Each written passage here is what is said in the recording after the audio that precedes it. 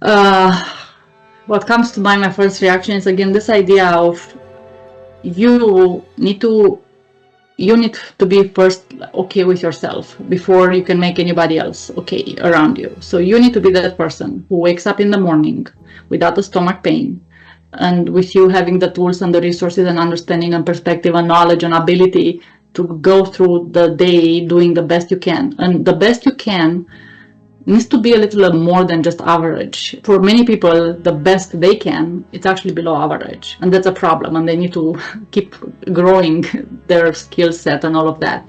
But if you're the leader, you can do this first of all for yourself.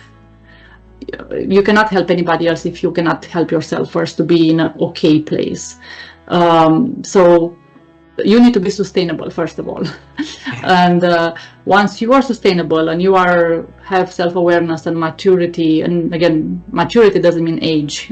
You can be mature at 20 and immature at 50. But if you do the work and if you are careful to curate and you to become a better person every day.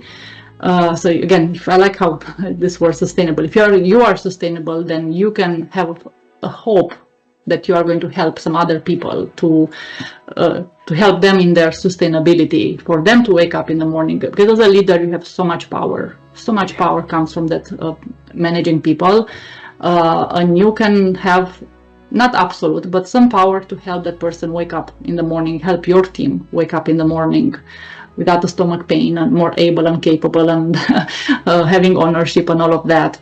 If you cannot do that for them, if you cannot do it first for yourself, and if you are not aware, many people are not even aware that their best is not good enough. So yeah, a lot of introspection, self-awareness, and effort. Like this is how you became sustainable. Like it takes effort. Nothing comes easy, unfortunately, in this life. So Irina, how have you been growing your ability to think over the years? I think for me, reading plays a crucial role. And again, it just happened that I had some books in my house since I was a child, and then I started buying my own books, and reading books and seeing, so two types of books, so fiction and non-fiction. So how fiction books can help for me was be more creative, thinking about things that don't exist in the real world. I'm a big fan of science fiction books, so that's very interesting, like things that like it's not even around our radar. They're not going to happen in our lifetime, but so crazy stuff that you can imagine that it's possible. It's possible in that book. Probably it's not going to be possible, but again, it makes your brain see things in a different way. Right now I'm reading a science fiction book that has such an interesting distinction about thinking and communication.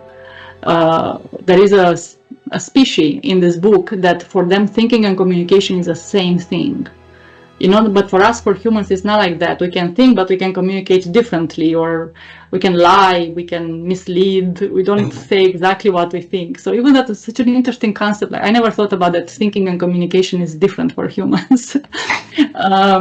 So anyway, very interesting thing in fiction. And then in non-fiction, again, more like different theories, different approach, different research, science, information, and how people think about different things, the same thing, how different people think about. So it just expands your thinking and makes you, again, see more possibilities. And I think books give us a chance to live multiple lives in a way. Like we are going to just live our life, but reading books, you have a chance to a little touch how other people live, how other people think. And that's, again, very interesting to me.